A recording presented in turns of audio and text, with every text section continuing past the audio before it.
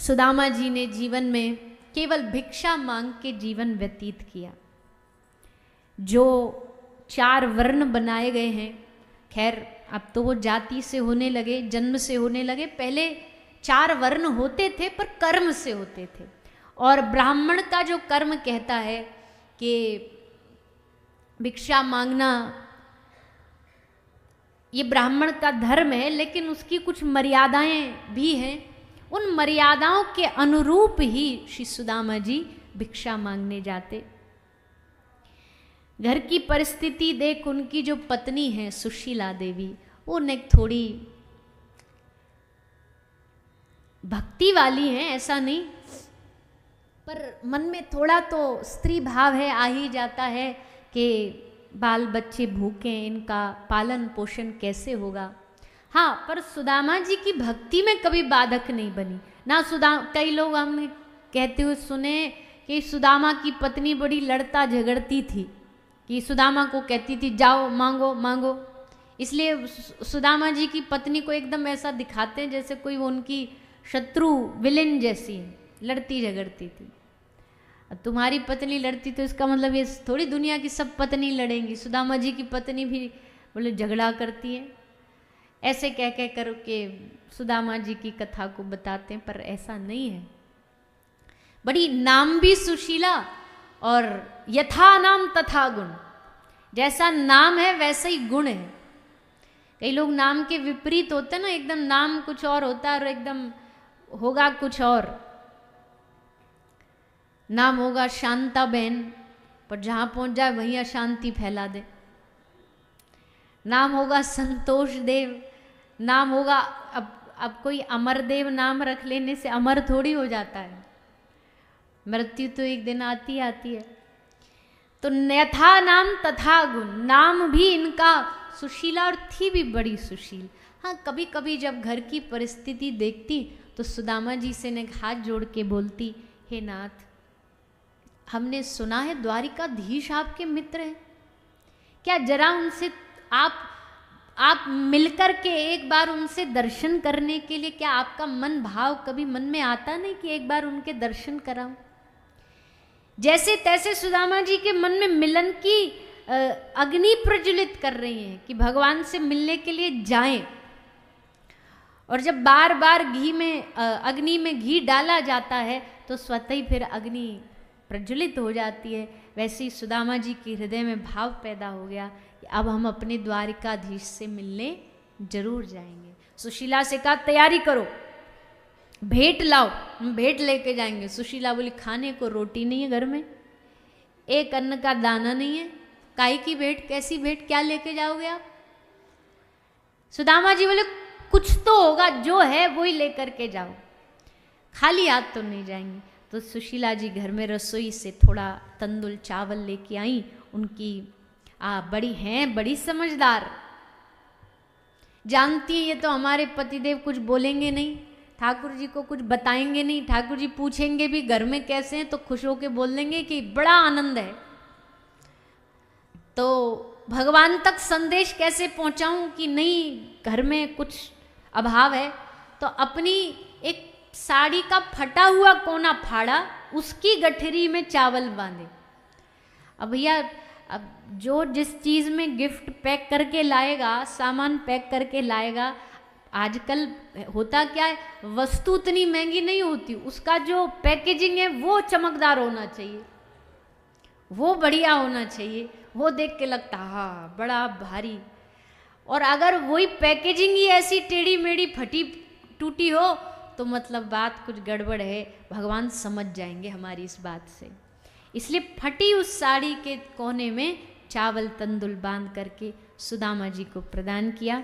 सुदामा जी लेकर के उस चावल की पोटली को ठाकुर जी से मिलने के लिए द्वारिका की ओर जा रहे हैं। रास्ते में छोटी मोटी बाधाएं सबको पार करते करते एक नदी में नाव में बैठे ठाकुर जी नाविक बन करके आए। सुदामा जी को नाव में बिठाया और फिर सुदामा जी को उस नाव से पार करने लगे। सुदामा जी जानते हैं कि इस नैया को पार ठाकुर जी करा सकते हैं, इसलिए उनसे प्रार्थना करते हैं कि हे प्रभु जल्द से जल्द आपसे मिलन हो, ऐसी कृपा करो। तो ठाकुर जी ने कृपा करी, जहाँ सोए योग माया से कह के उनको सीधा द्वारिका पहुँचा दिया। द्वारिका में आँख खुलते ही श्री ठाकुर जी के महल का दर्शन हुआ। सुदामा बड़े प्रसन्न हुए, द्वारिका भूमि पाकर के आनंद का अनुभव हुआ और द्वारपालों से जाकर के निवेदन किया श्री कृष्ण मिलन का। द्वारपालों ने ठाकुर जी से जाके प्रार्थना करी, आपका मित्र द्वार पर मिलने आया है। और भगवान मित्र का नाम सुन करके उत्साहित हुए, आनंदित हुए। यही दिन की तो इंतजार प्रतीक्षा ठाकुर जी कर रहे थे, कब आए। और जैसे भगवान ने सुना, भगवान उठ भागे और जाकर के सुदामा जी को अपने हृदय से लगा करके खूब रोए, आंखों से अश्रु बहे।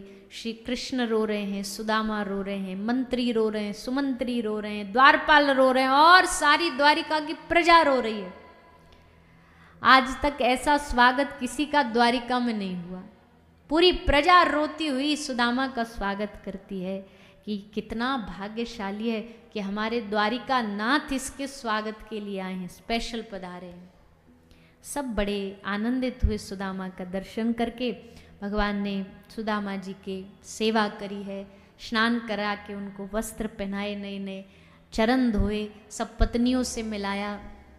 ठाकुर जी ने सुदामा जी से विनोद किया कि भैया सुदामा ब्याह होयो कि नहीं होयो, अभी तक कुआरो ही है कि ब्याह कर लियो।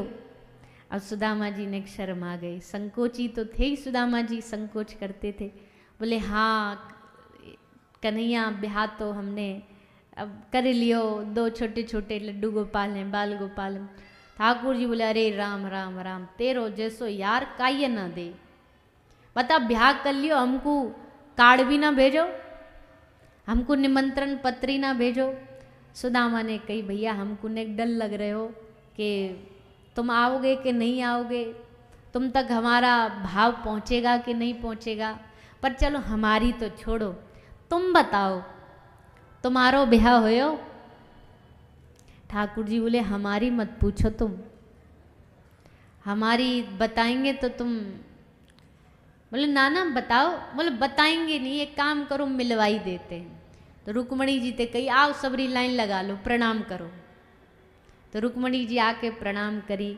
सुदामा जी बोले अच्छा, आहा कितनी भाग्यशाली हो आप, द्वारिका हमारे कन्हैया तुम्हारे पतिदेव बने, आप इनकी पटरानी हो, खूब खूब जियो, खूब खूब आशीर्वाद, सौभाग्यवती भव, पुत्रवती भव, चिरंजीवी भव, खूब आशीर्वाद दियो दिल ते। सुदामा जी ने एक ही बार में जितनो आशीर्वाद दिल ते निकल सके उतनो दे रहे। ठाकुर जी कह रहे ने कभी रोक ले, भी बहुत लंबी लाइन है, एक कोई सब उड़ेल दोगे तो बाकी इनको का होगा।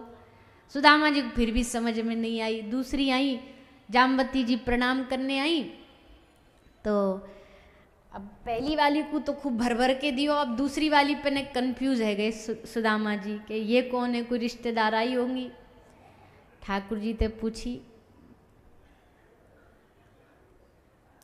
ठाकुर जी बोले ये भी भाभी हैं। सुदामा जी बोले 2 भाभी? अरे 2 ना, अभी तो गिनती चालू रखो, बस देते जाओ आशीर्वाद, ब्रेक नहीं, बीच में कछु पूछनो नहीं, जो आमे सब भाभी हैं, सबको आशीर्वाद। तो जो आमे सौभाग्यवती भव, पुत्रवती भव, चिरंजीवी भव। सुदामा जी देते गए आशीर्वाद। थोड़ी देर बाद सुदामा जी को हाथ थक गए, अब हाथ नहीं उठा रहे, ऐसी सौभाग्यवती भव, पुत्रवती भव। नेक फिर और थोड़ी देर बाद और नेक 5-10 पूरी हुई, अब वो आशीर्वाद भी कम है गो, शॉर्ट है गो, अब बोले भव भव भव। बीच में रोक के सुदामा जी बोले नेक रोको, नेक ब्रेक लगाओ। और कन्हैया ते पूछी कान में, भैया अपनी है कि पड़ोस से इकट्ठी कर लायो है?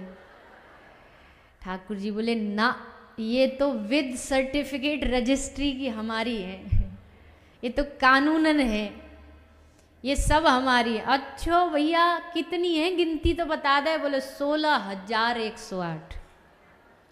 सुदामा जी तो वहीं लुढ़क गए। सुदामा जी बोले भैया हम पे ना दियो जाए आशीर्वाद, हम इतनी ने आशीर्वाद देने लगे तो हम जिंदा तो नहीं जाएंगे यहाँ से। क्यों? हम दुबले पतले से बामन, हमारो खानो फानो कछु होवे नहीं है, कमजोरी वैसे आई वही है, इतनी दूर से आ रहे हैं, इनको कैसे आशीर्वाद देंगे? ठाकुर जी बोले देखो आपने करवा दियो अब झगड़े वालों काम, आधीन को तो आशीर्वाद दे दियो, आधीन को नहीं दोगे तो आधी बोलेंगे कि हमारे संग भेदभाव करो। सुदामा जी बोले तो आधीन को अगर हम देंगे तो हम नहीं बचेंगे, तो आप ही बताओ क्या करें? ठाकुर जी बोले चलो एक रास्ता निकालते हैं। एक रास्ता ये है कि हम इनके पति हैं और कहते हैं कि पति पत्नी का पुण्य में आधा आधा भाग होता है, तो आप हमको आशीर्वाद दे दो, हमारे सर पे हाथ धर दो, हमको आशीर्वाद मिला तो समझो सबरी 16,108 को आशीर्वाद मिल गया। सुदामा जी बोले हाँ ये बढ़िया है, आजा आजा तू हमको प्रणाम कर। तो ठाकुर जी ने प्रणाम करा और तब सुदामा जी ने आशीर्वाद दिया।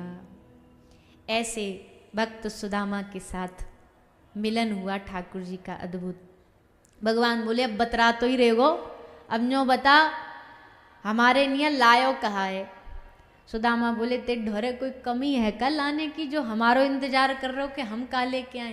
बोले ना कमी तो कछु नहीं है, पर तो को पतो मो बचपन ते ही जो दूसरे को सामान हो वा को पाने में बड़ो आनंद आवे, चाहे वो माखन हो चाहे कछु भी हो। तो भैया तू बता हमारे यहाँ कहा लायो? अब नेक्स्ट सुदामा जी बातन को घुमान लगे। सुदामा जी बोला अरे छोड़ो लानो ले जानो छोड़ो, अरे रानियों सुनो सुनो तुमको इनकी कहानी बताऊं, इनके बचपन बताऊं। ठाकुर जी बोले इनको बचपन बताने की कहानी की जरूरत नहीं, बचपन सुन सुन के ही तो इनने हमते ब्याह करो है, तभी तो इनको प्रेम होयो हमते, हमारी बचपन की लीला सुन सुन के इनने कहा बताओगे? कुछ और बात करो, पहले बताओ लायक आओ। फिर सुदामा जी बोले फिर आगो वही बात पे, ये भूलेगो नहीं। ठाकुर खूब भुलवा रहे हैं सुदामा जी पर ये भूल नहीं रहे। तब अंत में जाकर के भगवान ने कहा इसका संकोच हमें ही दूर करना पड़ेगा। तो ठाकुर जी ने सुदामा जी के कांख से चावल निकाले और पोटली छीन करके ठाकुर जी पोटली से चावल आरोगने लगे और भाव से पाते पाते खूब आशीर्वाद दिया। आशीर्वाद लेके मिलन करके और भगवान ने बार बार पूछने का प्रयास भी किया ताकि सुदामा कुछ मांगे, पर एक भक्त कहता है कि प्रभु मैं तुझे देखूं तो देखूं पर तू ना मुझको देखना। वाह वाह वाह वाह बोलो।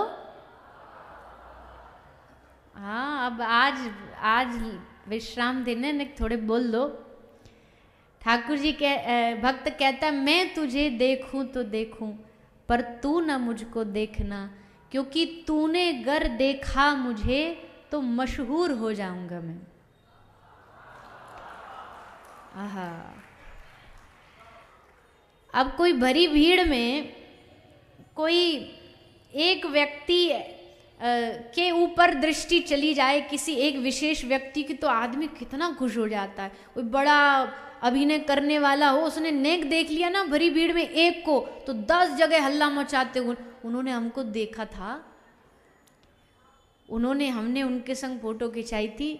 तो भक्त कह रहा है मैं तुझे देखूं तो देखूं तू ना मुझको देखना, तूने गर देखा मुझे मशहूर हो जाऊंगा मैं तुझे चाहूं तो चाहूं पर तू ना मुझको चाहना, क्योंकि तूने अगर चाहा मुझे तो मगरूर हो जाऊंगा मैं।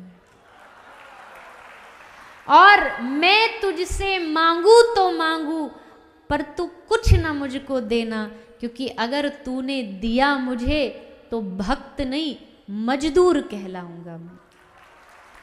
भक्ति में लेन देन नहीं, मजदूरी में लेन देन चलता है, एम्प्लॉयमेंट में लेना देना होता है, सैलरी मिलेगी काम करो।